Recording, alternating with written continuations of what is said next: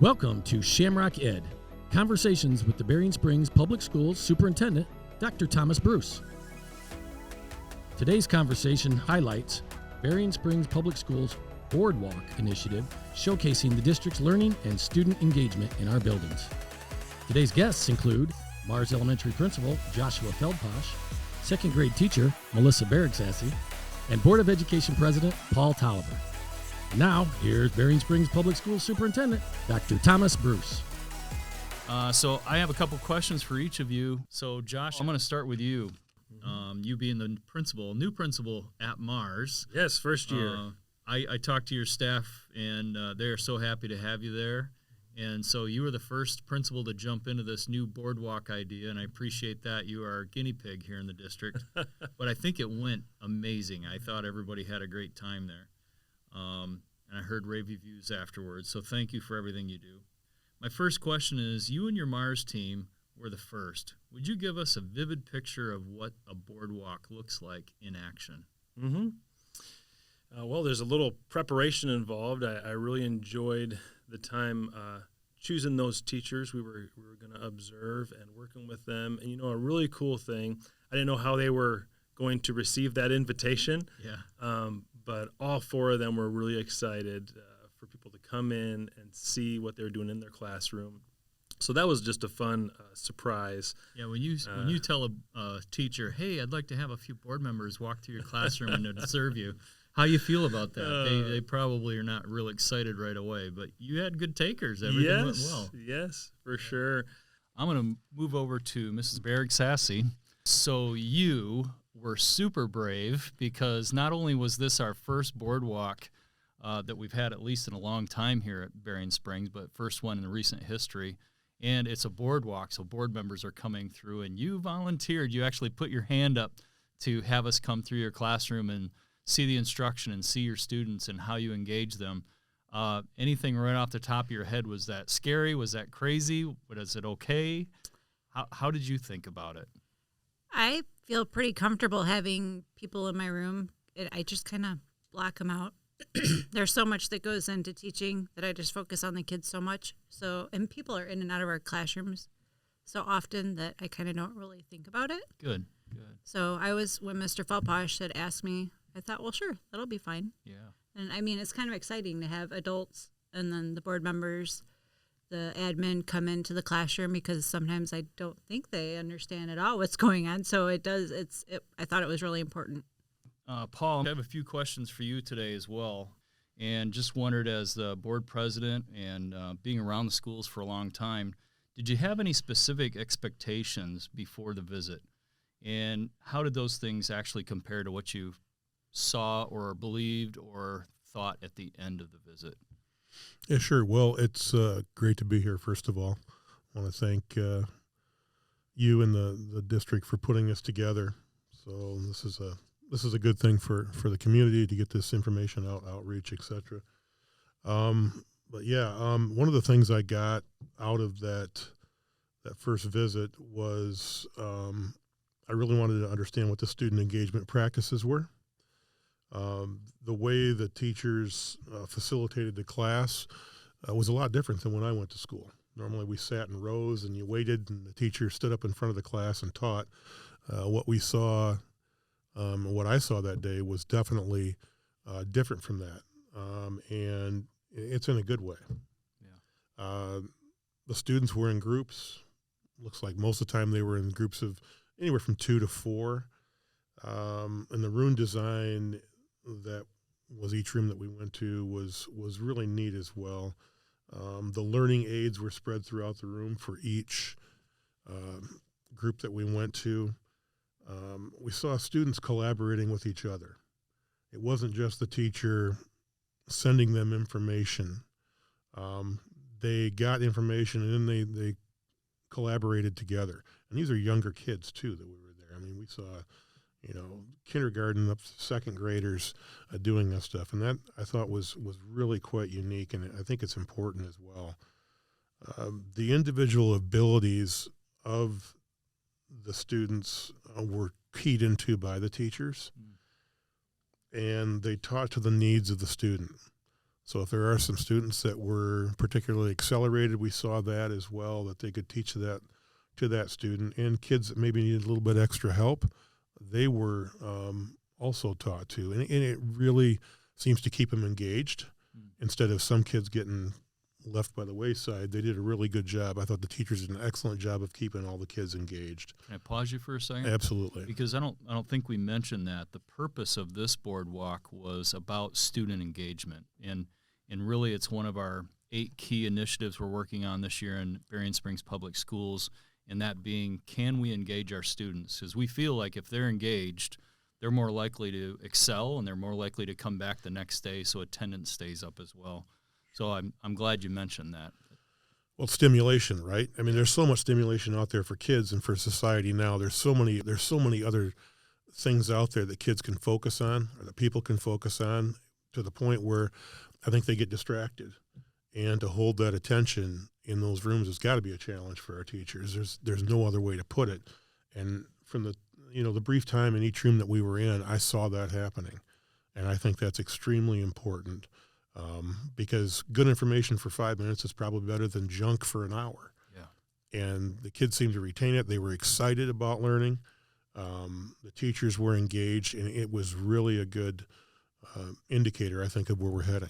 And again, to put an exclamation mark on one of the things you noted there, what we know from research is you can actually predict how well a student will do in algebra in 9th grade by how well they know their math concepts and skill sets in 1st grade, right? And Absolutely. Reading similar. So it is about hooking them and getting them engaged and making them successful in those lower grades. It's also about our parents. I always felt like if I didn't have parents really hooked into my district by kindergarten, 1st or 2nd grade, then they're probably not going to be engaged the rest of the way through. But if I could hook them and get them involved in our school, then they stay with us. They stay engaged as well. So it's a very important time in the student's life. Anything that surprised you, like you were like, wow, you walked away with, I can't even believe I saw that. Or Yeah, heard how that. patient the teachers are. That was a wow. You could give any human, 20 to 25 5-year-olds and say, here, take care of them for about 6.5, 7 hours, and it'd be a sentence, right? But from your unique viewpoint as the board president, what aspects of the boardwalks most strongly resonate with our community's values and aspirations for our students? Well, obviously our motto here at Berrien Springs is together inspiring students to think, learn, achieve, and care in a global community. So each child is valued. I observed that. I saw that going on there in the learning. Each kid was valued, and the individual needs and strengths of each kid, it's not only supported, but it's encouraged. I saw that from our teachers and the other kids that were in the class as well. Our community deserves the best that we can offer them. True. And I think that we're seeing that.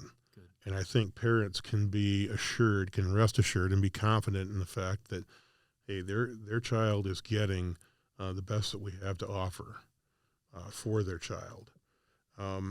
It's vital also that as a board member and all of our board, we make it a point to see firsthand the education of our youth. I mean, teamwork is something it's indispensable. We have to do that.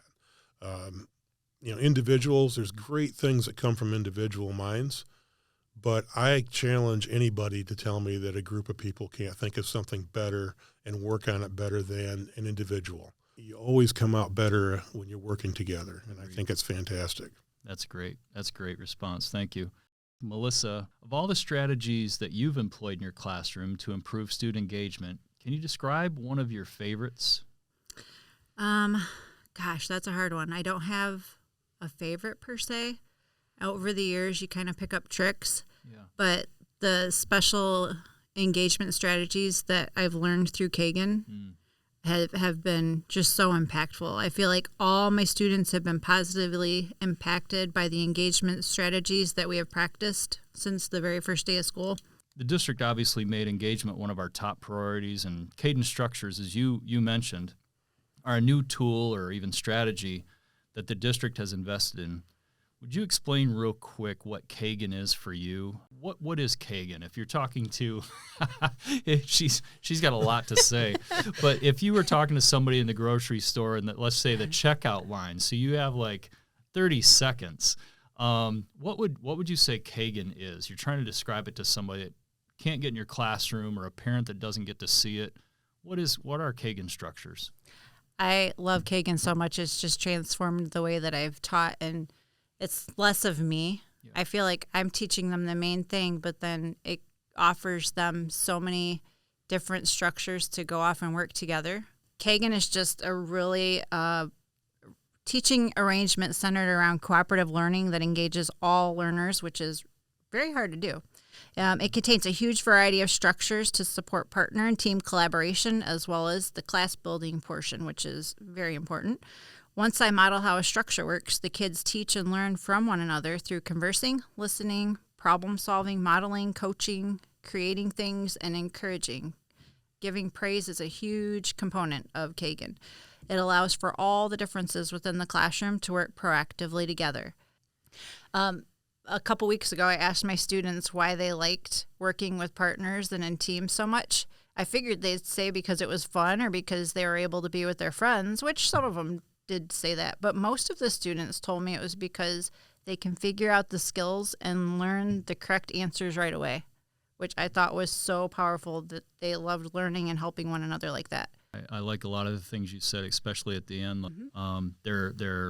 You said their self-confidence has gone up because they're engaged. They get to speak to their friends about what they think. They may not want to raise their hand in the class, right? But this way, they're kind of almost forced to talk it through. So yeah, some of the shy ones, at the beginning, they feel so comfortable now, and they all work with each other. Like, it's not the same two people partnering up all the time. Right.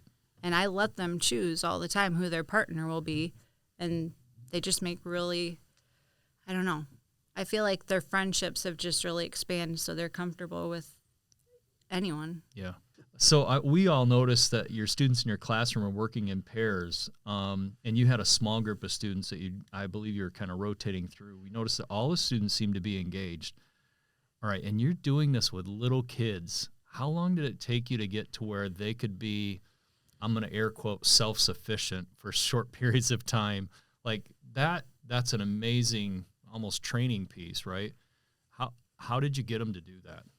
I feel like the most important piece is just building those positive relationships with my students. Mm-hmm.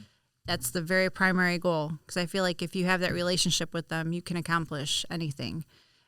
So then after that, I just really work on them having good relationships with each other. So when that piece is in place, I feel like we can just take off. The next vital piece is strong classroom management. Another thing would be daily routines and structures that were taught from the very first day of school and then diligently practiced for the first month of school, and then they're continuously reviewed throughout the year. The curriculum we implement is another piece to building strong student engagement. The Bridges math curriculum that you happen to see that day introduces about 4 to 5 math workplaces in each unit that are learned as a whole group. So there's many, many steps. We teach them as a whole group, then they practice with partners, and then eventually they can go do it independently.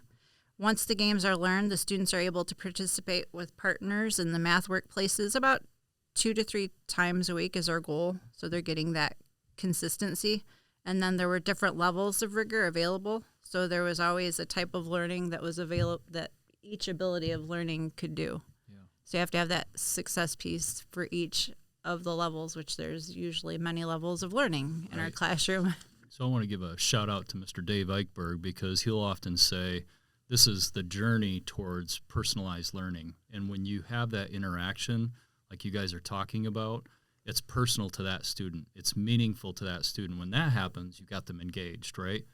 So we're really talking about building that student agency.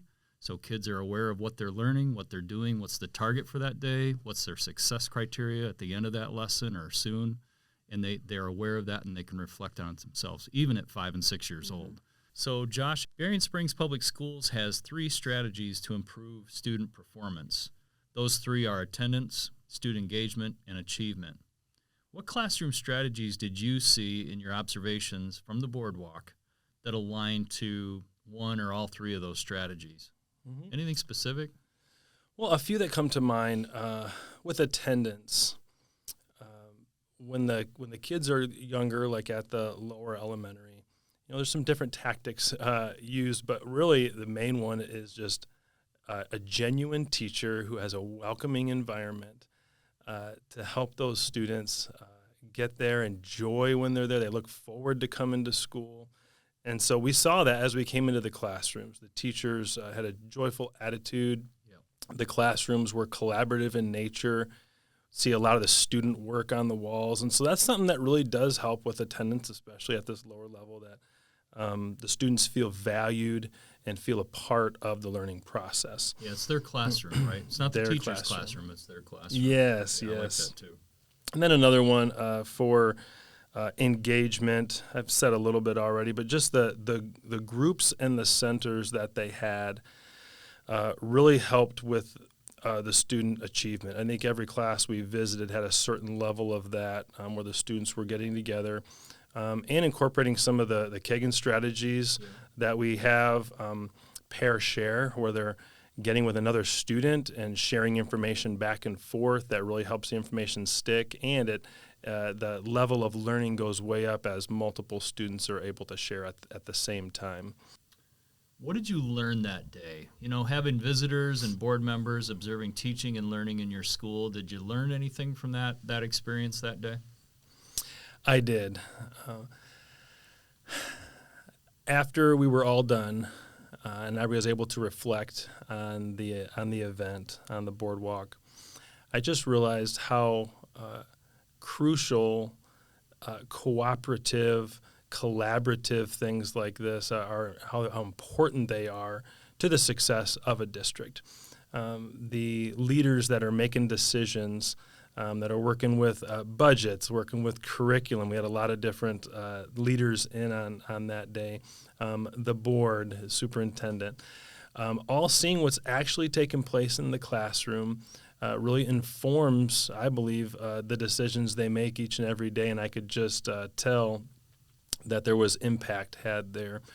And even you, Mr. Toliver, when we were all done and reflecting as a group, you were able to just say how kind of your eyes were opened to the learning process and to what takes place at Mars.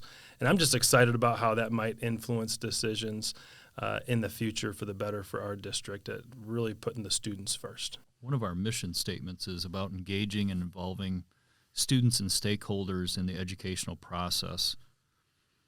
How might these ideas of boardwalks and so forth improve our educational outcomes for Berrien Springs? Any thoughts on that, Mel? Sharing the successes that are going on, sharing what's going on in the classroom will kind of enlighten parents a little bit more as to what is really going on. 'Cause sometimes I don't think they have a good picture, and I think it'll really help make more of a partnership between school and the parents, but then also just maybe make the community more united. Yep. With the understanding of what's going on in the classrooms. We're pretty open here at Berrien Springs. I mean, anybody can come in and see what we're doing, and I think it opens that up to the community, and it's a good thing for the community too. And we're all about student achievement. We want our kids to get better. That's what I'm seeing that's going on right now, and it's great. And engaging the entire community at improving our kids' education is important to a successful district, and I think we're on that path. Good to hear. I would say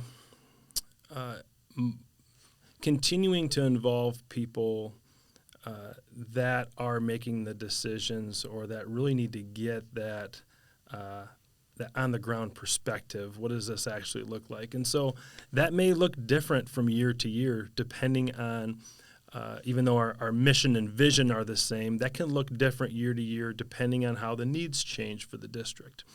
And so I see the initiative of this boardwalk evolving and changing over the years, and I'm looking forward to see who might be involved in the future in those boardwalks. Awesome. Yeah. And that was kind of our point, one of our major points for doing the boardwalk as well is, in the last few years, especially during COVID, we couldn't have people in the schools, right? So when you don't know what's going on, you start to get a little fearful, or you start to worry about what could be going on. And we want to make sure that people can see, hey, we've got some great things happening here. We're going to start with the board and have them communicate with teachers and see the great work they do. So I really appreciate having you all here today, and we look forward to our next board walk, and we'll report that on the pod as well.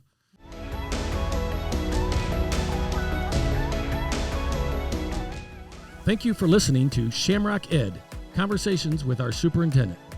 Be sure to subscribe on Apple Podcasts, Spotify, or our Berrien Springs Public Schools YouTube channel. For more information on Berrien Springs Public Schools, visit homeoftheshamrocks.org or follow us on Facebook and Instagram. If you have any questions you would like to ask Superintendent Dr. Bruce, please email at contactus@homeoftheshamrocks.org. Thank you for joining us on Shamrock Ed. Together, we're shaping a brighter future for our students. Until next time, keep inspiring and stay connected with the Shamrock community. See you in the next conversation.